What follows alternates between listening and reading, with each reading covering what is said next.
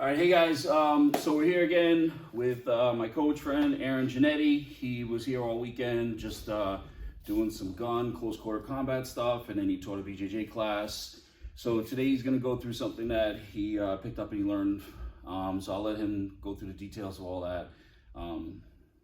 Sweet. Go, my friend. Yeah, so we're gonna talk about cradles today, and I learned all of this from David Petrone, him and his son Vinny. They're Blackout Grappling down in Florida by way of Las Vegas and vice versa. But anyway, check them out. So this is really cool stuff. But this is stuff I learned from them, and I've actually executed a lot. So if Dennis is down on the ground, okay. Generally speaking, in jiu-jitsu, a lot of the stuff we have a tendency to do in baseline is like brings us together. You think about like basic shrimping. As he goes to push his hips away, his knee starts to kind of come towards his head.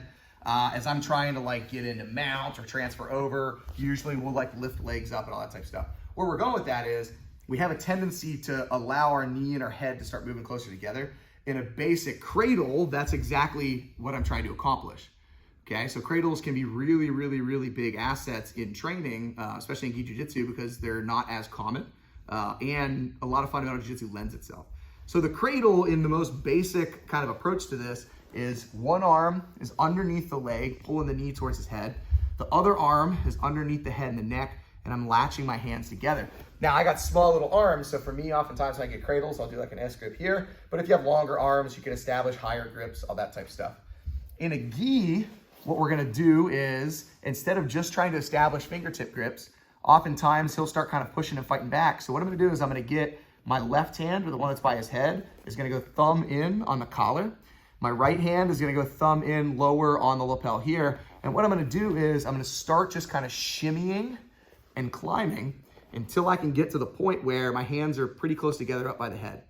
Once I do that, I'm gonna start to transfer my chest pressure behind his shoulder. And now I've got a pretty good solid cradle. And there's a lot of different setups from here. We're gonna work on one specifically that's a choke that I love to hit from this position. But I wanna get here first and foremost. Now that I have this gi grip, I can actually let go with this hand, and I still have good pressure because I'm holding onto the lapel. And I'm gonna start to reach up, and I'm gonna bundle up some material on his knee, and I'm just gonna get a little fingertip grip here. Now that I have that fingertip grip, I can actually let go of the collar, and I still have him in this lovely scrunched up cradle position, but now one-handed.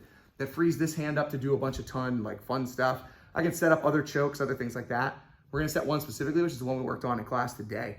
So now I'm gonna take my hand, and I'm gonna undo my skirt from my belt.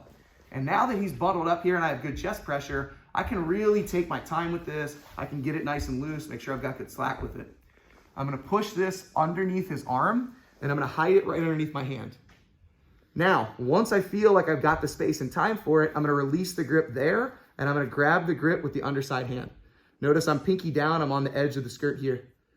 I'm gonna take this outside hand, I'm gonna block the hip, I'm gonna turn my body 90 degrees, and I'm gonna look to put my head on the mat.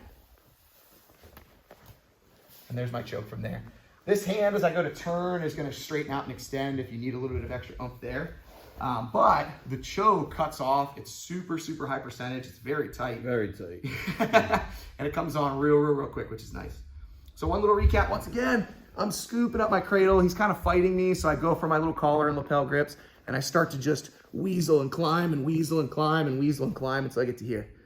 Now from here, I want to move up kind of towards his chest a little bit, so I'm just shifting my hips high. I'm gonna let go with this hand. I'm gonna reach up. I'm gonna start to bundle up the knee.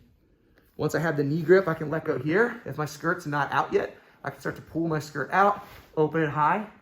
Now I'm gonna punch this underneath his arm, underneath my hand. Let go, trade. This hand's gonna come to the far side hip. Turn 90 degrees, head goes to the mat. And there's my choke from there. Okay. Again, all of that, the cradle stuff, check out David Petrone, the group from Blackout Grappling. Start playing around with them. They got a bunch of different instructionals. They do a lot of seminars. And Dave and Dennis know each other now, so hopefully they'll be doing some stuff in the future, but good times. Thanks a lot.